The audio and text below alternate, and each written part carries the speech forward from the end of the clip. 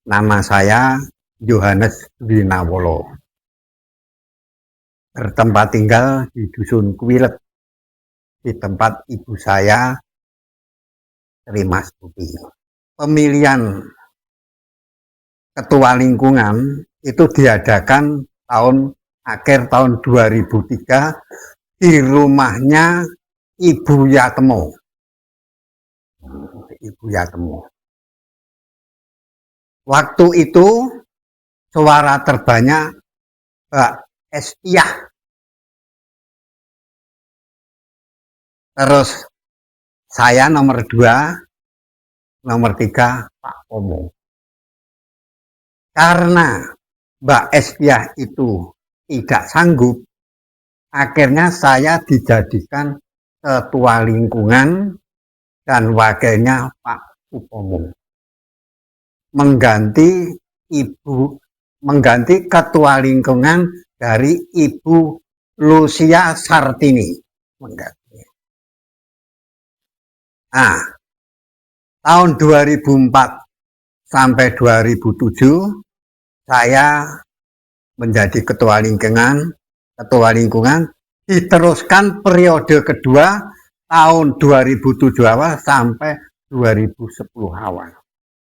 Namun tahun 2007 itu saya sudah pindah di Juwono, di Dusun Juwono, Paroki Sumber, tetapi masih tetap menjadi ketua lingkungan di Dusun Kuwilet. Pada waktu selapanan saya tetap hadir ke Kuwilet. Dan di gerejanya kalau ada tugas-tugas rapat-rapat di Paroki Mundan saya tetap hadir. Tugas-tugas ketua lingkungan sebenarnya cukup berat kalau seandainya kita dikerjakan secara benar. Yang pertama, pada waktu rapat itu saja di Pasturan Muntilan, seringkali saya pulangnya itu jam 9 malam. Waktu itu. Zaman Romo Parokinya Romo Widi. Terus tugas yang kedua yang menjadikan kita itu termasuk juga berat, itu kalau pur, latihan pur dan ngopyak-opyak untuk pur. Itu memang bukan pekerjaan yang mudah. Karena waktu itu yang diandalkan saya ngabani mesti Bu Christine. Dan kurnya itu memang banyakkan perempuan. Yang laki itu sedikit. Tugas yang berikutnya, kalau ada tugas di gereja. Tugas di gereja itu biasanya tugas lektor. Kalau hari Minggu. Itu juga mencari orang tidak semudah. Dulu yang saya pasrai itu hanya anaknya Pak Wuryanto, si siapa kayak? Adiknya. Ulin sama anaknya Mbak Sri yang sekarang di Wonolelo. Apa kayak? Dibujur kayak lu. Nah, itu saya teringat asal tugas saya mesti menghubungi dia. Nah, sebelum Ulin sama anaknya Mbak Sri itu dulu ya memang ada nikah sama anaknya Pak Wibowo sing barep Ida. Nah, itu tapi itu tidak berjalan lama karena dia kuliah. Terus kolektan itu juga mencari orang juga tidak mudah. Itu mesti nanti disiapkan kolektan itu. Jadi mengambil itu kolektor terus nanti maju ke depan. Itu mesti saya dengan Pak Pomo pandai. Seorang ketua lingkungan itu pasti kepengen umatnya itu aktif. Nah, untuk bisa aktif, memang ketua lingkungan harus kreatif. Nah, saya kalau membaca di ayat, kitab suci. Mewartakan kabar baik itu memang pokok. Karena apa? Karena kita itu tugasnya memang pelayan. Pelayan dari Tuhan Yesus. Kalau kita itu sebagai pelayan, berarti kita itu kepingin sekali menjembarkan keraton dalam. Umat semakin hidup, semakin rukun, dan mungkin benar-benar dia itu orang Katolik yang sejati.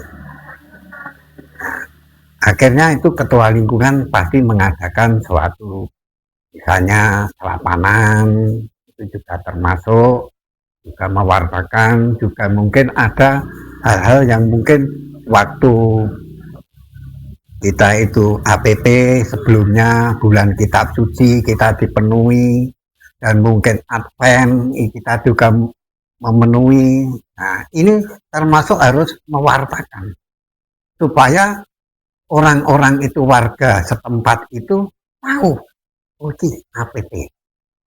Nah, setiap minggu dilakukan. Terus iki bulan kitab suci ini juga dilakukan setiap minggu. Terus ini Advent ini juga dilakukan dan lain sebagainya. Terus kalau bulan Mei Rosario itu juga dilakukan. Nah, ini salah satu bentuk mewartakan. Kalau ini bisa berjalan dengan mulus dan baik, akhirnya orang itu, anak-anak juga mengikuti orang tuanya dan lain sebagainya. Nanti regenerasi itu akan berjalan dengan mulus. Tapi itu tidak mudah. Sebagai seorang ketua lingkungan, mungkin wakil ketua lingkungan, pengurus ketua lingkungan, itu pekerjaan yang tidak mudah. Tapi harus kita lakukan. Sekarang terus tugas ketua lingkungan di samping mewartakan ada event-event pertemuan, tetapi kita tuh harus menggalakkan tentang pertemuan dari OMK. OMK itu harus diaktifkan. Nah, bagaimana cara mengaktifkan OMK? Yaitu memang OMK harus ada suatu organisasinya. Ada ketuanya, ada pengurusnya, dan lain sebagainya. Dan kemungkinan, ya paling tidak, ketua lingkungan memberikan, ya entah itu mungkin spirit. Wah, spiritnya apa? Ya mungkin dong OMK ada wedangan, atau mungkin snack pakai tunggui kecil-kecilan, tapi biar semangat. Itu pertemuan di kapel dan lain sebagainya, itu nanti pengurus organisasi OMK. Terus yang kedua juga piatir. Piatir itu juga harus kita lakukan. Karena untuk bisa menjadi kita OMK yang baik, dari pihak piatir harus ikut diaktifkan. Jadi ada orang yang memang mengajar piatir. Waktu itu memang mungkin kelurahan tidak membiayai. Tapi saya dengar-dengar di Juwono itu saja sekarang piatir itu sing mengajar itu dikasih honor dari kita. Itu ada. Memang di sini di Juwono, wilayah Juwono itu cariknya itu dari orang Katolik. Jadi dia bisa memberikan dana, membantu. Nah, mungkin di Kuilet pun juga bisa. Jadi kaya dinekai honor iki wajeng mulang piapir sakake. Nah, mungkin siapa yang mau, nah itu dikasih honor walaupun itu kecil. Sesuai lah. Itu biar nanti semangat.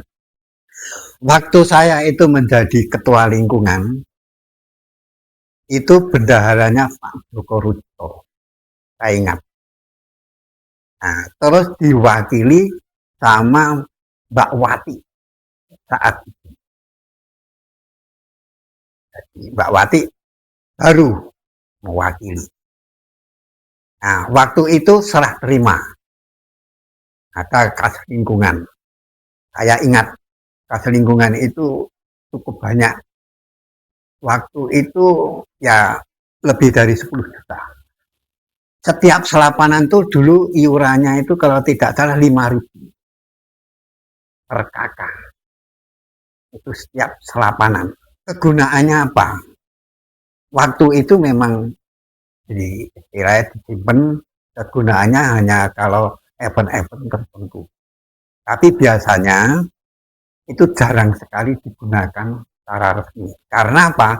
Karena misalnya untuk kegiatan yang lain biasa sekuleran, iuran. Tapi itu mandek, duit. Nah akhirnya duit kan numpuk. Dulu Butini, terus mungkin sejak Pak Sumianto dan lain sebagainya terus numpuk. Nah kalau bisa uang yang dipegang bendahara itu sekali tempo juga digunakan untuk ini tadi, yatir kalau memang membutuhkan. Sebab yang waktu itu saya itu yatir itu naik kaos kuku yuran. Nah, itu ya paling tidak ini digunakan kalau mau piknik ya waktu itu ya iuran. Nah, kalau ini dikeluarkan mungkin sebagian saja membantu itu tidak apa-apa. Misal contoh orang yang tidak mampu tapi kepingin ikut orang tuanya. Nah itu dibantu mungkin separuh harga atau bagaimana. Nah ini adalah kebijakan dari ketua lingkungan. Terus pada waktu OMK juga demikian. Terus waktu Paskah dan Natal itu kan ada dari paroki. Jadi yang namanya bantuan kayak sembako. Itu dulu itu saya itu mendapat 5 orang atau 7 orang. Itu nek saya membagi itu saya sok minta bantuan adik saya Hesti. Kayak Pak Mo, kayak ini. Mbak Adi, kayak ini. Ya, tapi sebenarnya itu kalau nanti kurang menambah 2 orang diambilkan dari kas lingkungan itu sebenarnya juga nggak apa-apa. Kalau memang itu diperlukan. Nah, waktu itu hanya dijatah dari paroki itu.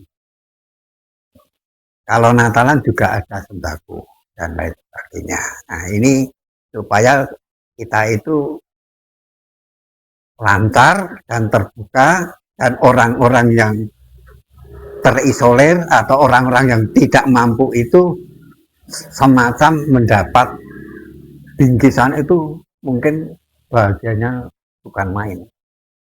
Wah itu diperhatikan dan lain-lain. Ini biar menggalakkan orang-orang supaya aktif gereja dan lain sebagainya. Waktu kita itu ada tugas kur jam 5:30 pagi hari Minggu, sudah dipersiapkan lingkungan kuilet, ya kubus kuilet. Nah waktu itu ternyata yang personelnya itu ada undangan ke Jogja. Saya lupa, tapi banyak orang yang mengikuti ke Jogja. Nah dengan mengikuti ke Jogja itu otomatis personelnya kurang. Dengan personel kurang, saya itu nunggu kira-kira jam 5:15 kok yang datang belum banyak. Nah, terus kurang 5 menit, saya naik ke mimbar. Nah, terus mengumumkan untuk lingkungan Santo Yakobus Wilet berhubung personelnya kurang, saya mohon umat untuk membantu dalam kur di mimbar. Akhirnya saya ingat kalau yang mimpin itu ibu, tapi namanya saya lupa sekarang. Dulu tinggalnya di Putung, terus terakhir tinggalnya di PP, itu jualan susu. Aslinya Kelepu, Karangjati, Semarang. Itu saya ingat persis. Nah, terus dia mimpin, anggap Pak Dwi, saya bantu. Nah, akhirnya semua hadir karena dia itu memang pintar sekali kalau pur dan ngabani. Sebelumnya saya mengucapkan terima kasih kepada warga Katolik dalam merayakan pesta Santo Yakobus. Nah, untuk itu saya sebagai mantan ketua lingkungan, juga ketua wilayah, saya sebagai pribadi mengucapkan selamat pesta ulang tahun Santo Yakobus Wilet. Harapan saya, semoga Santo Yakobus Wilet itu menjadi lingkungan yang baik, bisa ngayomi kepada warganya, syukur bagi bisa menambah umat yang ada di lingkungan Santo Yakobus Wilet. Ini yang paling pokok sesuai dengan firman Tuhan, jembarake keraton dalem. Pesan-pesan buat pengurus lingkungan Santo Yakobus Wilet. Saya akan membacakan ayat Matius 6 ayat 33, di mana ini sebagai pelayan kita. Maka teruslah utamakan kerajaan Allah dan hal-hal yang benar menurut Allah, dan semua hal-hal yang lain akan diberikan kepada kalian. Maksud ayat ini bahwa kalau kita itu melaksanakan, kita itu jembarake keraton dalem, maka kehidupan kita di dunia itu akan dicukupi oleh Allah sendiri. Jadi pengurus lingkungan jangan khawatir dengan tugas dari Tuhan itu, karena itu merupakan tugas dari Tuhan. Mudah-mudahan ini bisa terlaksana sebagai pengurus lingkungan Santo Yakobus Wilet. Dengan ayat ini panjenengan tidak usah khawatir dalam hidup keseharian. Matur nuwun dan berkah dalem.